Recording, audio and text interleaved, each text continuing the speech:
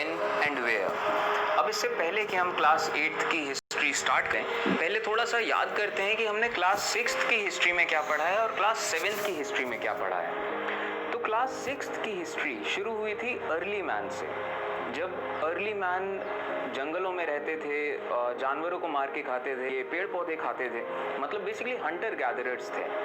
उसके बाद हमने देखा किस तरीके से सिविलाइजेशंस बनी, किस तरीके से फिर किंगडम्स बने, और जब किंगडम्स बने तो किस तरीके से फिर अलग अलग एम्पायर्स आए। हमने कई सारे एम्पायर्स के बारे में पढ़ा, किंगडम्स के बारे में पढ़ा, बड़े बड़े राजाओं के बारे में पढ़ा, चंद्रगुप्त मौर्य, चंद्रगुप्त, अशोका, ऐसे बड़े बड़े रूलर्स के बारे में हमने पढ़ा क्लास 6th की हिस्ट्री में।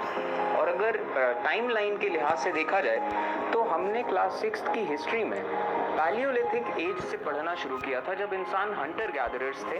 उसके बाद फिर हमने मीजोलिथिक एज पढ़ा, उसके बाद करीब करीब हमने 700 हमने मीजोलिथिक एज पढ़ा, उसके बाद करीब करीब हमने 700 AD तक का जो पूरा टाइम है वो कवर किया क्लास 6th की हिस्ट्री में। और क्लास 7th की हिस्ट्री में हमने पढ़ना शुरू किया 700 AD से लेकर 1700 AD तक, इन 1000 सालों को।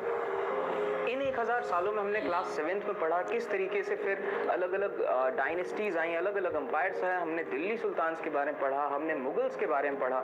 इसके बाद हमने देखा किस तरीके से ब्रिटिशर्स हमारे देश में आए।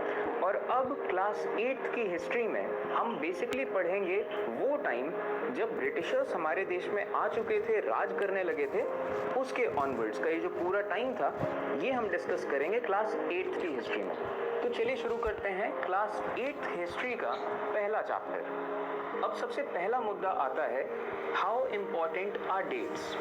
जब भी हिस्ट्री की बात होती है तो हमेशा डेट्स का बहुत ज़्यादा यूज़ होता है कि इस डेट में इस साल में ये राजा आया, इस साल में ये बैटल हुई, इस साल में ये वॉर हुई, ऐसा हुआ वैसा हुआ। ये डेट्स बहुत ज़्यादा यूज़ करी जाती हैं और ये डेट्स यूज़ इसलिए होती हैं इतनी ज़्यादा क्योंकि पहले के टाइम में जो हिस्टोरियंस थे वो बहुत ज़्यादा फैसिनेटेड रहते थे डेट्स से, ठीक है। वो अक्सर डिबेट किया करते थे कि कौन से डेट्स में कौन सा राजा बना, कौन से डेट्स में कौन से राजा ने कौन से बैटल्स किए, कौन से डेट में कौन से राजा ने कौन से बैटल की और जीता, कौन से बैटल की और हारा।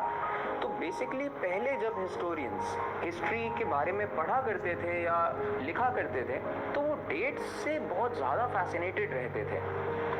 लेकिन ओवर द टाइम लोगों ने रियलाइज़ किया कि हिस्ट्री जो है वो हिस्ट्री का एक्चुअली क्या मतलब होता है। हिस्ट्री का मतलब वही होता है कि जो चेंजेस होते हैं वक्त के साथ, उन चेंजेस के बारे में पता लगाना कि पास्ट के टाइम पे चीज़ें कैसी थी और उसके बाद किस तरीके से चेंज हुई। तो लोगों ने ये महसूस किया कि जो हमारी हिस्ट्री है वो सिर्फ रूलर्स के पर्सपेक्टिव से लिखी गई है। जो बादशाह हैं, जो राजा हैं, सिर्फ उनके पर्सपेक्टिव से हिस्ट्री लिखी गई और उनके रूल के बारे में कि कौन सा राजा आया, उसने कौन सी पॉलिसी लगाई, उसने कौन सी लड़ाइयाँ लड़ी। तो बेसिकली हिस्ट्री सिर्फ राजाओं की कहानियाँ बची। इस वजह से डेट्स बहुत ज़्यादा यूज़ होती थी। लेकिन धीमे धीमे चीज़ें बदली फिर उसके बाद। अब जैसे अगर हम देखें ब्रिटिश हिस्टोरियंस ने जितनी भी हिस्ट्री लिखी इंडिया के बारे में, तो वो British historians basically governor generals के बारे में ही लिखा करते थे कि पहले हिंदुस्तान में ये गवर्नर जनरल आए, उन्होंने ऐसी सी पॉलिसीज़ लगाई, उन्होंने ऐसे ऐसे वॉर्स किए, उन्होंने वो ऐसे हुआ करते थे, वो वैसे हुआ करते थे। उनके जाने के बाद फिर अगले गवर्नर जनरल आए, उन्होंने ऐसा किया, उन्होंने वैसा किया। तो पूरी इंडियन हिस्ट्री ऐसा लगता था कि सिर्फ गवर्नर जनरल्स ही हैं पूरे हिंदुस्तान में, इसके अलावा कुछ था ही नहीं पूरे हिंदुस्तान में जिस पे ध्यान दिया जा सके, ठीक है। जैसे कि if there was nothing outside of their lives that was important for us to know. ऐसा लगा कि उनकी जिंदगियों के बाहर ऐसा कुछ था ही नहीं जो हमें जानना चाहिए था। और जबकि जो अलग अलग ग्रुप्स और क्लासेस थे इंडियन सोसाइटी में, उनकी कोई जगह ही नहीं थी हिस्ट्री में कि जो अलग अलग ग्रुप्स थे, सोसाइटीज़ थे, वो लोग क्या सोचते थे इतिहास में अलग अलग टाइम पे, वो लोग क्या महसूस किया करते थे, उन लोगों की लाइफ्स कैसी होती थी, उन लोगों के स्ट्रगल्स कैसे होते थे। इन तमाम चीज़ों को हिस्ट्री में बहुत ज़्यादा जगह नहीं मिलती थी पहले सिर्फ राजा, गवर्नर जनरल, सिर्फ इन्हीं लोगों की बात होती थी। ईयर 1817 में एक स्कॉटिश पॉलिटिकल फिलोसोफर थे। स्कॉटिश मतलब एक देश है स्कॉटलैंड, ये इंग्लैंड के पास पड़ता है। उस देश के जो लोग होते हैं उन्हें स्कॉटिश कहा जाता है। जैसे कि ब्रिटेन है, ब्रिटेन के लोगों को ब्रिटिश कहा जाता है, वैसे स्कॉटलैंड के देशों को स्कॉटिश कहा जाता है। तो एक स्कॉटिश पॉलिटिकल फिलोसोफर थे। पॉलिटिकल फिलोसोफर मतलब जो पॉलिटिक्स के बारे में अलग अलग चीज़ें बताते थे, लोगों को पढ़ते थे, स्टडी करते थे। उनका नाम था जेम्स मिल। उन्होंने बहुत मैसिव वर्क किए हैं इंडियन हिस्ट्री में, और उन्होंने ये वर्क निकाले a history of British India के नाम से। उन्होंने पूरा इंडियन हिस्ट्री स्टडी किया और उस चीज़ को लिखा, और उन्होंने इंडियन हिस्ट्री को बेसिकली 3 पीरियड्स में डिवाइड किया। पीरियड्स क्या होते हैं? अब हिस्ट्री इतना लंबा टाइम है तो हम हिस्ट्री को पीरियड्स में डिवाइड करते हैं। मतलब वो टाइम जो कि मोर और लेस किसी ना किसी वे में सेम थे, उन टाइम जोन्स को पीरियड्स में क्लासिफाई कर देने से आप हिस्ट्री को बेहतर ढंग से समझ पाते हो, बेहतर ढंग से याद कर पाते हो, चीज़ों का पैटर्न देख पाते हो। तो हिस्टोरियंस जब भी हिस्ट्री को पढ़ते हैं तो अलग अलग जोन्स में डिवाइड करते हैं उन चीज़ों को, कि ये वाला पीरियड था, इसके बाद ये वाला पीरियड, उसके बाद ये वाला पीरियड।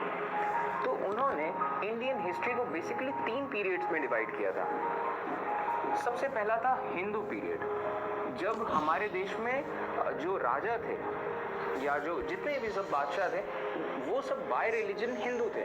इसके बाद दूसरा पीरियड उन्होंने बोला मुस्लिम पीरियड, जब मुस्लिम इन्वेजन्स हुए और मुस्लिम राजा हुए हमारे देश के। इसके बाद जब हमारे देश में ब्रिटिशर्स आए, उसके बाद के पीरियड को उन्होंने कहा ब्रिटिश पीरियड। तो बेसिकली इंडियन हिस्ट्री को उन्होंने हिंदू, मुस्लिम और ब्रिटिश में डिवाइड करा। और जो ये थे जेम्स मिल, इनकी अगर आप ख्याल देखें तो इनका ये मानना था कि जो एशियन सोसाइटीज़ होती हैं ये लोअर लेवल ऑफ सिविलाइजेशंस होती हैं।